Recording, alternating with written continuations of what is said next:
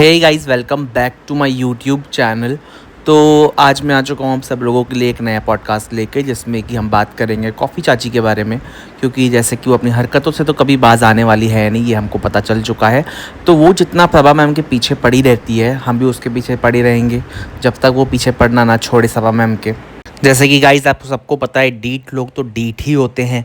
उन्हें कितना भी आप इग्नोर करो, कितना भी आप उन्हें तवज्जो मत दो, कितना भी उन्हें आप देखना ना चाहो, लेकिन वो आपको पीछे पड़ के दिखाएंगे कि मैं आपके पीछे ही हूँ और पीछे ही पड़े रहूँगा। जैसे कि आपको पता ही है, सबा मैम के बारे में उसने इतनी सारी बातें कर ली, इतने सारे वीडियोस बना लिए, लेकिन सबा मैम ने एक बार भी उन्हें रिस्पॉन्स नहीं दिया। तो इसी को कहते हैं हाथी चलता है कुत्ते भौंकते हैं। तो बेसिकली उसका क्या काम है आप सबको पता है।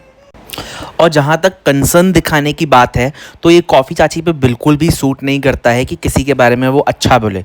बिकॉज़ उसकी जो छवि बन चुकी है सबके सामने, सबको पता है कि वो कितनी नेगेटिव औरत है। बिकॉज़ वो कभी किसी के बारे में पॉजिटिव बोलेगी ही नहीं। और स्पेशली सबा मैम से तो अलग ही उसको प्रॉब्लम है, जो सबको पता है। जैसे कि रिसेंटली वो बोलती हैं कि उन्हें स्वीट नहीं खाना चाहिए क्योंकि डॉक्टर ने मना किया है। और अपनी माँ के बारे में भी सोचना चाहिए, उनकी हेल्थ के बारे में सोचना चाहिए। क्योंकि अब ऐसे लोग बताएंगे सामने वाले को कि उनको किस तरीके से अपनी फैमिली की टेक केयर करना है, जो कि हर चीज़ नेगेटिविटी से भरी हुई है उनकी। मतलब सुबह शुरू होती है बुराई से, रात ख़त्म होती है बुराई पे। और वो लोग बताएंगे कि किस तरीके से पॉजिटिविटी फैलानी है लाइफ में, किस तरीके से हेल्दी लाइफ जीनी है। तो ऐसे लोग अपना मुंह क्यों नहीं बंद कर लेते, मुझे लगता है। और जैसे कि अब गाइस काफ़ी लोगों को पता होगा, और जो लोग मेरा पॉडकास्ट देख रहे हैं और जो लेडीज़ भी देख रही हैं या जिनके बच्चे भी होंगे, उनको ये चीज़ पता होगी, प्रेगनेंसी में बहुत सारी चेंजेस आते हैं। फेशियल हेयर्स आना या वेट पुट ऑन तो इट्स वेरी नॉर्मल। और बहुत सारी चीज़ें हैं जो नहीं होती नॉर्मली डेली रूटीन में हमारे साथ, जो प्रेगनेंसी में होती हैं। ठीक है, तो इस चीज़ का मजाक बनाना कि उनकी दाढ़ी आ रही थी और उनको अपना थोड़ा ध्यान देना चाहिए, मर्द लग रही थी, तो ये चीज़ें तभी आप बोलोगे जब आप एक बचकांड नेचर के हो, आप उतने मेच्योर नहीं हो या मेच्योरिटी नहीं है आपके अंदर, तभी इस चीज़ को भी आप उठाओगे। और फिर जब इस चीज़ को उठाओगे तो दूसरा जब बोलेगा कि वो सामने वाले का मजाक उड़ा रही थी, तो सामने वाले लोग बोले वो व्यू देती है। तो ये कौन सा व्यू देने का तरीका है, किसी का मजाक उड़ाना? व्यू देने का तरीका होता है जो आपके ब्लॉग में राइट ना हो उसके बारे में चलो आपने बात कर ली, लेकिन हम हर एक चीज़ के बारे में तो व्यू नहीं दोगे ना, कि अब उसने शेव क्यों नहीं किया, या उसकी दाढ़ी आ रही है, उसने अस्सलाम वालेकुम बोला तो तब उस कैसी दिख रही थी। तो ये सब क्या नॉनसेंस है, और इसको क्या व्यू देना कहेंगे हम लोग? और क्यों ये ज्ञान दे रही है, कौन सी चीज़ बेसिक होती है और क्या करना चाहिए क्या नहीं करना चाहिए, मुझे ये समझ में नहीं आता है। लोगों की लाइफ में इतना इंटरफेयर करने का राइट दिया किसने? किसी को भी ये राइट नहीं है। सबको अपना पता है कि बेसिक हाइजीन क्या होती है, किस तरीके से इंसान को उठना है, किस तरीके से बैठना है। अभी तक कोई भी बेवकूफ़ नहीं है, आजकल तो सब बहुत स्मार्ट हो गए हैं। तो ये दूसरे आके हमको क्यों बताएंगे या किसी को भी बताएंगे कि आपको ऐसे रहना चाहिए, आपको ये नहीं खाना चाहिए, आपको वो करना चाहिए? पहले क्या आप खुद इतने परफेक्ट हो कि आप दूसरे की लाइफ में इतना इंटरफेयर कर रहे हो? तो कॉफ़ी चाची बात करती हैं उसके बाद हिपोक्रेसी की। तो सबसे बड़ी हिपोक्रेट तो वो खुद है, एंड वो एक्सेप्ट करती है कि अगर वो अपने ऊपर एक भी वीडियो नहीं ले सकती है तो मतलब वो हिपोक्रेट है। और ये चीज़ काफ़ी ऑनेस्ट लगी मुझे और अच्छी लगी कि एटलीस्ट उसने ये चीज़ एक्सेप्ट करी कि वो अगर दूसरे पे 100 वीडियो बना रही है, 100 तरीके के पॉइंट्स दे रही है, 100 नेगेटिव चीज़ें बोल रही है, तो उस पर भी वो चीज़ें आएंगी और उसको भी उसी तरीके से वो चीज़ें लेनी पड़ेंगी। और शायद उसने ये चीज़ सही बोली है और उस पर भी 100 चीज़ें आएंगी। मैं तो बैठा ही हूँ लाने के लिए, और ऐसा तो है नहीं कि मेरे को कोई छोड़ देता है। मेरे पे भी काफ़ी सारे कमेंट्स आते हैं, मेरे को भी काफ़ी सारी नेगेटिव चीज़ें देखनी पड़ती हैं। बट इट्स ओके, बिकॉज मैं जो साथ दे रहा हूँ राइट का साथ दे रहा हूँ। मुझे जहाँ तक लगता है मैं जो भी कर रहा हूँ सही कर रहा हूँ, और मुझे ये करना है। मुझसे काफ़ी लोगों ने ये चीज़ें बोली हैं कि आपको सबा मैम पे करती हैं, आपको पे करती हैं। तो मैं अब उन लोगों को आंसर कभी देना नहीं चाहता था, बट मैं अभी देता हूँ कि मुझे कोई पे करना या किसी की पे करने की मुझे कोई ज़रूरत नहीं है। ऑनेस्टली मैं वेल टू डू हूँ, काफ़ी रिच हूँ, मुझे बिल्कुल भी ज़रूरत नहीं है किसी और के पैसे की कि मुझे कोई पे करे। लेकिन जो मुझे ऑनेस्ट रिव्यू लगेगा वो मैं ऑनेस्टली दूंगा। उसके बाद सामने वाला किसी भी चीज़ के बारे में मुझे बोले, चाहे मेरे ऊपर किसी भी तरीके से आए, वो चीज़ें मैं ले सकता हूँ। बिकॉज़ नॉर्मल लाइफ में ऐसा बहुत होता है कि आपके लिए ऐसी-ऐसी चीज़ें बोली जाती हैं, जो आपको पता नहीं चलती हैं, लेकिन आपको किसी और के थ्रू पता चलती है, तो आप उस चीज़ को बढ़ा सकते हो। लेकिन मेरा ओपिनियन ये है, जब तक आप सामने से ना सुनो, तो एटलीस्ट आपको अपना मुँह तब तक बंद रखना चाहिए। लेकिन अगर आपके ऊपर वो सामने से बात आती है, तो प्लीज़ बोलो, जिसमें आप गलत नहीं हो, एटलीस्ट अपना मुँह खोलो। लेकिन मैं दूसरों की तरह हिपोक्रेट नहीं हो सकता कि आपने बोल भी दिया कि मैं उसके ऊपर वीडियो नहीं बनाऊँगी, लेकिन आपने उसका नाम भी तो ले लिया। तो मतलब ये दिस इज़ अ हिपोक्रेसी। मैं ये चीज़ आपको हमेशा बोलता हूँ गाइस, और मैं आज भी बोलूँगा कि कभी किसी की बॉडी शेमिंग करना ये सरासर गलत और घटिया चीज़ लगती है मुझे। उसने ये जो वर्ड बोला कि खुद बफेलो जैसी है एंड बिल्ली से डर रही थी, मतलब आप सोचिए ना, वो अभी प्रेग्नेंट है लेकिन उसके बारे में वो अभी भी बॉडी शेमिंग कर रही है, तो वो बंदी का कैरेक्टर किस तरीके का होगा जो उसके प्रेगनेंसी के टाइम पे भी इस तरीके की चीज़ें बोल रही है, तो वो किस तरीके की बंदी होगी। अगर उनको कैट से डर लगता है तो इसमें कौन सी बड़ी बात है। काफ़ी लोगों को कैट से डर लगता है, काफ़ी बार लोग चूहे से डर जाते हैं, छिपकली से डर जाते हैं। अगर वो कैट के साथ कंफर्टेबल नहीं है और उन्होंने बोल दिया कि मेरे को डर लगता है, तो इस चीज़ को मुद्दा क्यों बनाया जा रहा है। बिकॉज कैट से तो बहुत लोग डरते हैं, वो भी नाखून मारती हैं, और जिनके यहाँ डॉग होते हैं, जैसे उनके यहाँ डॉग है, तो वो डॉग से नहीं डरती हैं। Simple as that. तो इसमें इतनी बड़ी चीज़ कौन सी है। तो मैंने कहा ना कैट से नहीं डरने का। कैट नहीं काटती है, काटती सिर्फ मैं हूँ, द कॉफी चाची। द कॉफी चाची सिर्फ काटती है, कैट नहीं काटती है, समझी क्या। तो कैट से डरने का नाटक नहीं करने का, सिर्फ मुझसे डरने का, क्योंकि मैं हूँ कॉफी चाची। मैं काटती हूँ सबको, मैं काट डालती हूँ सबको। और मेरे पास जब टॉपिक खत्म हो जाता है ना, तो फिर मैं बात करती हूँ तोतों की, मैं बात करती हूँ कबूतरों की, दाना मत डालो, ये सब बताती हूँ मैं, क्योंकि मेरे पास कुछ टॉपिक रहता नहीं है। हूँ तो मैं कड़वी करेली ना, तो मैं ये सब बातें करती हूँ। तो आप सब समझ गए ना, मैं हूँ कड़वी कॉफी चाची। Welcome to honey bee. Guys, जैसे कि आप सबको पता है कि सबा मैम ने फाइनली अपने लिए कुक रख लिया है, बिकॉज उनके लिए 24 आवर्स के लिए कोई ना कोई होना बहुत ज़रूरी है जो उनकी हेल्प कर दिया करे।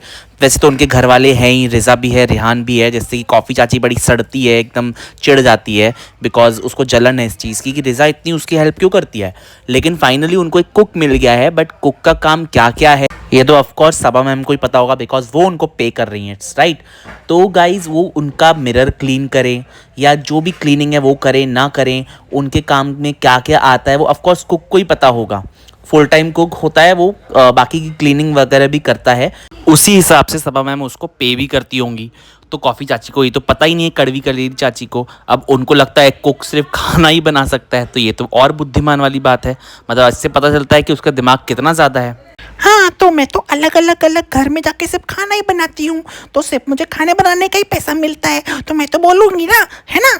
और मेरे दिमाग में तो गोबर भरा है, गोबर तो है ही मेरे दिमाग में, है ना। उसके बाद वो घसीटती है दीपिका को इस टॉपिक में और कहती है कि दीपिका जैसे अपनी मम्मी के साथ गई थी उनका पेडिक्योर मैनिक्योर कराने, जो ही फालतू बात है, और तो सबा भी अपने मॉम को लेके गई, क्योंकि दीपिका तो अपनी सास के लिए कुछ करती नहीं है, सिर्फ बोलती है मेरी सास मेरी सास। तो शायद कॉफ़ी बहन, हमारी कॉफ़ी चाची जी भूल रही हैं, कड़वी बहन, कि इतनी बार आपने देखा होगा कि दीपिका मैम उनके लिए सूट्स गिफ्ट कर देती हैं, उनको गोल्ड गिफ्ट कर देती हैं, या अलग अलग रेस्टोरेंट्स में खाना खिलाने ले जाना, या पूरी तरीके से टेक केयर करना जैसे पेरेंट्स का करना है। उनकी हेल्थ का ध्यान रखना, या दोनों ही पेरेंट्स का हेल्थ का ध्यान रखना शोहिब सर एंड दीपिका मैम बहुत अच्छे से करते हैं। ये चीज़ बोलने की भी ज़रूरत नहीं, सब सब्सक्राइबर्स अच्छी तरीके से ये चीज़ जानते हैं। और उसके बाद वो कहती है कि मैंने एक फ़ोटो देखा जिसमें सबा मैम की शादी में उनकी खुद की मम्मी दुल्हन बन के बैठी थी, गजरे वजरे लगा के। तो क्या गाइज इसमें कुछ गलत बात है? अगर पूरी ज़िंदगी एक माँ अपने बच्चों को बड़ा करती है, बचपन से छोटे से बड़ा करती है, हर एक चीज़ का ध्यान रखती है, और उनकी ज़िंदगी के इतने बड़े पल में क्या वो रेडी भी नहीं हो सकते अच्छे से?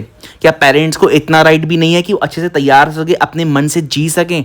पूरी ज़िंदगी वो बच्चों के लिए जीते हैं, लेकिन बड़े होके भी जब उनके बच्चे शादी कर रहे हैं, उनके लिए ये लाइफ की सबसे बड़ी खुशी होती है। मैं ये चीज़ समझ सकता हूँ, क्योंकि मेरी सिस्टर की भी शादी हुई थी, मैंने भी, क्या मेरी मॉम क्या तैयार नहीं हुई थी? उनको तो हमने सबसे ज़्यादा तैयार करवाया था, उनके लिए तो बाहर से हम लोगों ने कपड़े वपड़े सब, मतलब क्या मैं बताऊं कि किस तरीके से हमारे घर पे शादी की तैयारियां चल रही थी।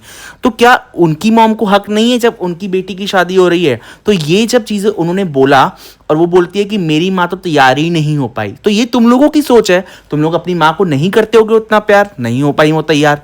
लेकिन दीपिका मैम की सास एंड सबा मैम की मम्मी, उनका तैयार होने का वो हक था, क्योंकि उनके लिए वो लाइफ का बहुत बड़ा पल था, उनकी खुद के बच्चे की शादी थी। ऑब्वियसली कोई भी माँ क्यों तैयार नहीं होगी। तो गाइज़ उसके बाद वो वापस से घसीटती हैं रिज़ा को कि उसकी बहुत पहले बुरी तरीके से उसने वापस मिमिक्री करी, जितना वो बोलती है वो बच्ची है उतनी बुरी तरीके से उसकी बजाती भी है कॉफ़ी बिन। मतलब कॉफ़ी चाची को सिर्फ बोलने के लिए वर्ड्स चाहिए, भली वो अच्छे हों बुरे हों कैसे भी हों। तो कश्मीर की बात निकालते हुए बोलते हैं कि वो रिज़ा को क्यों नहीं लेके जाती कश्मीर। ऐसा लोग कमेंट सेक्शन में लिख रहे हैं कॉफ़ी बेन के हिसाब से। तो क्या उसको पता है या नहीं पता है कि इस बारे में ऑलरेडी डिस्कशन हुआ होगा, कैसे भी है उस तरीके से टिकट्स डिसाइड होंगी। क्योंकि शोहेब सर ऐसा तो है नहीं कि रेहान को लेके जाएगा और रिज़ा को बोलेगा तुम मत चलो, ठीक है। या खुद ही बोल रही है वो कंफर्टेबल नहीं है, शालू अपी के साथ ज़्यादा कंफर्टेबल रहती हैं वो। तो ये हुआ झूठा नैरेटिव सेट करना। जबकि दीपिका मैम के साथ भी जब रिज़ा रहती है तो बहुत कंफर्टेबली अच्छे से रहती है। हमेशा देखा गया है उनके घर जब भी जाती थी। कोई अभी से तो वो बच्ची इस घर में आई नहीं है, बचपन से रह रही है। तो आप कंफर्टेबल तभी हो जाते हो जब आप इतने सालों से रहते हो। हाँ वो बात अलग है कि अगर आप थोड़े टाइम के लिए आए हो या आप 1-2 महीने ही हुए हैं आपको, तो आप थोड़ा बहुत कम कंफर्टेबल हो पाते हो। लेकिन वो तो बचपन से इधर ही रह रहे हैं, तो इस बात का तो कोई तुक ही नहीं बनता कि वो कंफर्टेबल नहीं है। तो ये फालतू का नैरेटिव सेट करने की बस कोशिश की जाती है हर बार। तो गाइज उसके बाद वो कहती है कि रिज़ा का प्यार रूहान की तरफ भी फेक लगता है उसे। मतलब वो उसे ना खिलाती है ना कुछ, उससे ज़्यादा तो वो कडल के साथ खेलती थी। मतलब कंपैरिजन देख रहे हो कि एक बच्चे के साथ कम खेलती है, वो कडल के साथ ज़्यादा खेलती थी। कडल भी मैं ये नहीं कह रहा हूँ कि डॉग है तो उसको कम खिलाना चाहिए या कंपैरिजन नहीं कर सकते हैं, बट फिर भी कंपैरिजन गलत लगता है मुझे कहीं ना कहीं। और फिर वो एक और चीज़ सेट करने की कोशिश करती है, ये ऑडियंस के दिल में ही सेट करने की कोशिश करती है कि जब सबा मैम का बेबी आएगा तो देखना उसको कैसे खिलाती है। मतलब एक बच्ची के लिए अब अभी से उनकी नेगेटिव पब्लिक जमा कर रही हो और उसके बाद आप कहती हो कि उसे बच्ची की चिंता रहती है, उसमें कॉन्फिडेंस नहीं है। मतलब ये सब चीज़ें फेक करने की फिर ज़रूरत क्या है। और जो बच्चा इस दुनिया में आया भी नहीं है, बार बार उसको अपने पॉडकास्ट में घसीटना, उसका लिए ज़बरदस्ती दो हर तरीके की गलत गलत चीज़ें बोलना, जो मैंने अभी तक सुन चुका हूँ। कितनी बार उन्होंने प्रेगनेंसी के ऊपर बात करी है। कॉफ़ी चाची को बिल्कुल इस बात की शर्म नहीं है। और दूसरी बात वो कहती है कि सबा मैम ने सबा मैम ने रिज़ा का ब्रेन वॉश कर दिया है कि दीपिका मैम के साथ कहीं नहीं जाना है या दीपिका मैम के साथ ऐसे बिहेव करना है। Are you serious? जो बचपन से उधर ही रह रहे हैं उसका उसने ब्रेन वॉश कर दिया है। मतलब इसकी तो सिर्फ आप बातें सुन लो भैया। हाँ तो मैं भी तो पब्लिक को बेवकूफ़ बना के उनका लुल्ल तो बना रही हूँ। मतलब मैंने उसके अगेंस्ट सब झूठी झूठी बातें फैलाई हैं, मेरा तो ये काम है क्योंकि मैं एक नंबर की लुल्ल हूँ। पर अपन को तो ये सब करना पड़ता है क्योंकि अपन को तो पैसे चाहिए फ्री के। तो गाइज जैसे कि वो बोलती है कि दीपिका मैम के साथ रिज़ा अनकंफर्टेबल रहती है। जब उनको वो मेकअप दिला रही थी तो आप उसका मुंह देखते कितनी अनकंफर्टेबल थी। तो मैं इसका क्लियर एक ही वर्ड में बता देता हूँ कि वो अनकंफर्टेबल नहीं कहते, उसको रिस्पेक्ट कहते हैं। जो सबा मैम के साथ वो अपनी सिस्टर की तरह रहती है, एज अ सिस्टर आप ज़्यादा कंफर्टेबल हो जाते हो। और वो उनकी भाभी हुई दीपिका मैम, तो ऑब्वियसली आप ज़्यादा रिस्पेक्ट दोगे उस चीज़ को। तो वो अनकंफर्टेबल नहीं बोलते हैं। सबा मैम को भी वो रिस्पेक्ट देती है, बट वो एज अ सिस्टर मतलब तू करके वो बात कर सकती है। लेकिन अपनी भाभी से हमेशा वो देखोगे आप करके ही बात करती है। इसे रिस्पेक्ट देना कहते हैं। मुझे नहीं लगता कि कहीं से भी कोई अनकंफर्टेबल होता है इसमें। तो गाइस कुछ लोग कभी नहीं सुधर सकते हैं, इसका मैं एग्जाम्पल देता हूँ आपको। आप नेक्स्ट आवाज़ सुनेंगे कॉफ़ी चाची की। बाप रे, हेल्पलेस है, क्या बीमार है सच में। मैं तो कहती हूँ ना, ये ये इसको ना थोड़े महीनों के लिए ऐसी बीमारी होनी चाहिए जहाँ पे सच में ये हेल्पलेस हो जाए। तो गाइज आपने सुनी ये कॉफ़ी चाची की घटिया से घटिया लाइंस। मतलब वो किसी इंसान के बारे में ये चीज़ बोलती है और वो चीज़ को पब्लिक भी कर रही है कि मैं तो चाहती हूँ सच में हेल्पलेस हो जाए, उसको कोई ऐसी बीमारी हो जाए।